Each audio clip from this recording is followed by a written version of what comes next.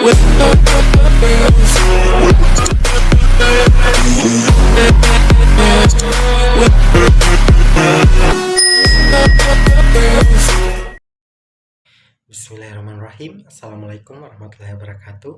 Perkenalkan, saya atas nama Jumadil dengan NIM A1Q1211034. Saya dari kelas A, jurusan Bimbingan dan Konseling. Video ini saya buat untuk memenuhi tugas mata kuliah model-model konseling 2, di mana tugasnya yaitu mereview materi yang akan dibawakan oleh kelompok 1. Adapun materi yang akan dibawakan oleh kelompok 1 itu mengenai konseling eksistensial. Jadi sebelum saya lanjut membahas mengenai isi pokok mengenai konseling eksistensial ini, saya akan menjelaskan terlebih dahulu mengenai pengantar dan tokoh utama dari konseling eksistensial ini. Jadi eksistensialisme pada awalnya merupakan filsafat yang menganggap bahwa segala sesuatu yang terjadi pasti berujung dari eksistensi atau kehadiran. Eksistensialisme menekankan pada eksistensi dibandingkan dengan esensi atau hakikat. Eksistensi sendiri secara umum adalah keberadaan, sedangkan secara khusus berarti bagaimana cara manusia hidup di dunia. Maksud dari cara makhluk hidup di dunia tidaklah sama dengan benda-benda yang dimana benda itu tidak memiliki kesadaran akan keberadaannya, bahkan tidak memiliki arti. Sedangkan dengan manusia itu sendiri mampu menyadari keberadaannya serta berarti tanpa hal yang lain. Berbeda dengan benda-benda, dengan adanya manusia barulah benda tersebut lebih berarti. Manusia bisa meragukan segala hal, akan tetapi satu yang pasti yaitu manusia menyadari bahwa dirinya itu ada. Viktor Frankl adalah tokoh sentral dalam pengembangan terapi eksistensial di Eropa dan juga membawanya ke Amerika Serikat. Pendekatan eksistensialisme humanistik ini terfokus pada sifat dari kondisi manusia yang mencakup kesanggupan untuk menyadari diri, bebas memilih untuk menentukan nasib sendiri, kebebasan, tanggung jawab, kecemasan sebagai suatu unsur dasar, pencarian makna yang unik di dalam dunia yang tak bermakna, berada sendiri dan berada dalam hubungan dengan orang lain, keterhinggaan dan kematian, dan kecenderungan mengaktualkan diri sendiri. Pendekatan eksistensialisme humanistik ini memberikan kontribusi yang besar dalam bidang psikologi, yaitu tentang penekanannya terhadap kualitas manusia, terhadap manusia yang lain dalam proses terapi. Terapi eksistensial humanistik ini menekankan kondisi-kondisi inti manusia dan menekankan kesadaran diri sebelum bertindak. Baik, kita langsung masuk ke materi pokok yang pertama, yaitu mengenai konsep-konsep dalam terapi eksistensialisme humanistik ini. Eksistensialisme menekankan pada anggapan bahwa manusia memiliki kebebasan dan bertanggung jawab bagi tindakan-tindakannya. Maka pandangan-pandangan eksistensialisme memiliki bagi para ahli psikologi humanistik dan selanjutnya dijadikan landasan teori psikologi humanistik. Ada beberapa teori pokok psikologi humanistik yang dikembangkan oleh Maslow, yang diantaranya yaitu yang pertama, individu itu adalah penentu bagi tingkah laku dan pengalamannya. Manusia adalah individu yang sadar, bebas memilih atau menentukan setiap tindakannya. Dengan kata lain, manusia adalah makhluk yang bebas dan bertanggung jawab. Kemudian yang kedua itu, manusia tidak pernah diam, tetapi selalu dalam proses untuk menjadi sesuatu yang lain dari sebelumnya.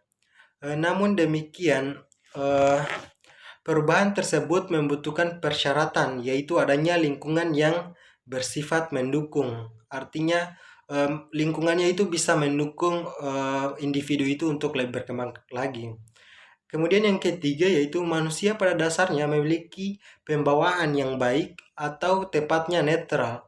Kekuatan jahat atau merusak pada diri manusia merupakan hasil atau pengaruh dari lingkungannya.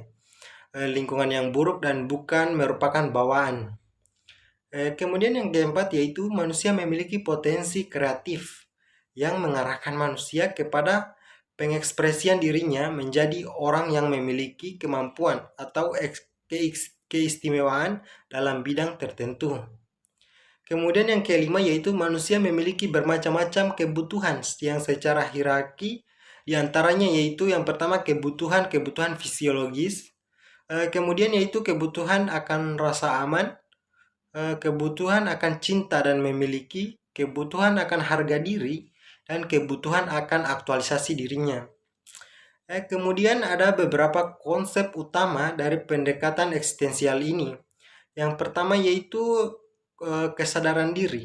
Manusia memiliki kesanggupan untuk menyadari dirinya sendiri. Suatu kesanggupan yang unik dan nyata yang memungkinkan manusia itu mampu berpikir dan memutuskan. Kemudian yaitu kebebasan, tanggung jawab dan kecemasan. Kesadaran atas kebebasan dan tanggung jawab dapat menimbulkan kecemasan yang menjadi atribut dasar pada manusia. Kemudian yang ketiga yaitu pencipta makna. Manusia itu unik karena dalam artian dia berusaha untuk menemukan tujuan hidup dan menciptakan nilai-nilai yang akan memberikan makna bagi kehidupan dirinya sendiri. Kemudian yaitu materi selanjutnya mengenai asumsi perilaku bermasalah dalam konseling eksistensialisme ini. Pribadi yang bermasalah menurut pandangan eksistensial humanistik yaitu tidak mampu memfungsikan dimensi dasar yang dimiliki manusia, sehingga kesadaran tidak berfungsi secara penuh. Di antaranya inkongruen, tidak dapat dipercaya, tidak dapat memahami diri sendiri, bermusuh, dan kurang produktif. Adapun asumsi perilaku bermasalah konseling humanistik dipengaruhi oleh tidak terpenuhinya aspek-aspek yang diantaranya itu yang pertama ada kesadaran diri. Jadi berhubungan dengan kemampuan manusia untuk menyadari diri dan menjadikan dirinya mampu melampaui situasi sekarang dan membentuk aktivitas-aktivitas berpikir. Dengan demikian, meninggalkan kesadaran berarti meningkatkan kesanggupan seseorang untuk mengalami hidup secara penuh sebagai manusia. Tidak jarang manusia yang memiliki kesadaran akan dirinya akan mengalami masalah-masalah dalam kehidupannya. Kemudian yaitu kebebasan dan tanggung jawab. Manusia adalah makhluk yang menentukan diri dan memiliki kebebasan untuk memilih di antara alternatif-alternatif. Masalah akan timbul jika manusia tidak bisa mengatur kebebasannya dan mengarahkan hidupnya. Kemudian yaitu keputusan dan kebutuhan akan orang lain meliputi masalah-masalah yang berkaitan dengan kebutuhan di luar dirinya sendiri, yaitu untuk berhubungan dengan orang lain dan alam. Kegagalan dalam berhubungan dengan orang lain dan dengan alam menyebabkan manusia itu akan merasa kesepian atau mengalami aliensi dan keterasingan. Kemudian yaitu materi selanjutnya mengenai tujuan dari konseling eksistensialisme humanistik ini. Ada beberapa tujuan konseling eksistensial humanistik ini, diantaranya yaitu yang pertama, agar klien mengalami keberadaan secara otentik dengan menjadi sadar atas keberadaan dan potensi-potensi serta sadar bahwa ia dapat membuka diri dan bertindak berdasarkan kemampuannya. Kemudian yaitu yang kedua, meluaskan kesadaran klien dan karenanya meningkatkan kesanggupan pilihannya, yakin menjadi bebas dan bertanggung jawab atas arahan hidupnya. Kemudian yang ketiga yaitu membantu klien agar mampu menghadapi kecemasan sehubungan dengan tindakan memilih diri dan menerima kenyataan bahwa dirinya itu lebih dari sekedar korban.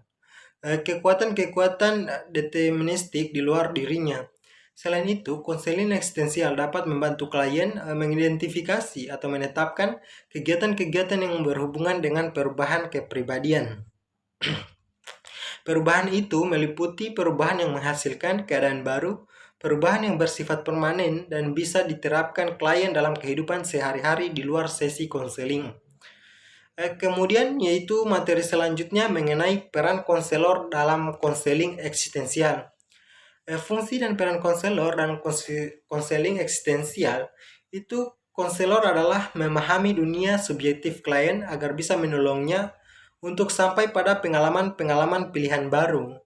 Fokusnya adalah pada situasi hidup klien pada saat itu, dan bukan menolong klien agar bisa sembuh dari situasi masa lalu.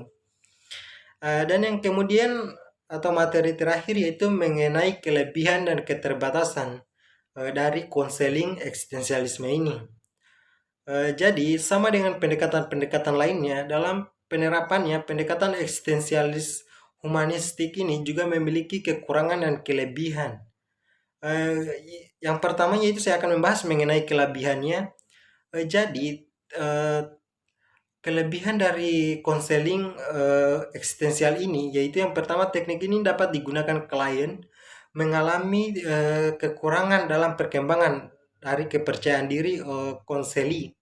Jadi yang kedua itu kelebihannya adanya kebebasan klien untuk mengambil keputusan sendiri. Kemudian yaitu sering juga dikatakan sebagai konseling yang memanusiakan manusia.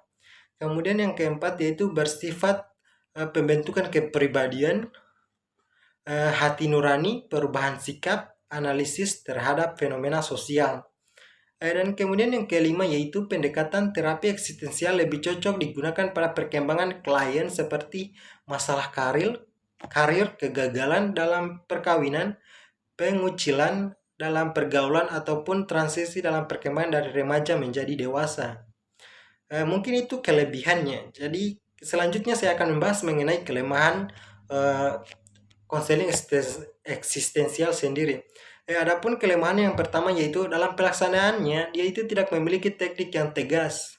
Jadi karena hal tersebut, konseling eksistensial itu lebih mempercayakan kepada kliennya untuk memilih tindakannya sendiri. Dalam hal ini konseli itu bebas mengarahkan dirinya sendiri. Kemudian yang kedua yaitu terlalu percaya pada kemampuan klien dalam mengatasi masalahnya. Atau keputusan itu kebanyakan ditentukan oleh klien itu sendiri. Jadi dia itu konseling eksistensial itu dikatakan tidak tegas ya. Kemudian yaitu memakan waktu yang lama.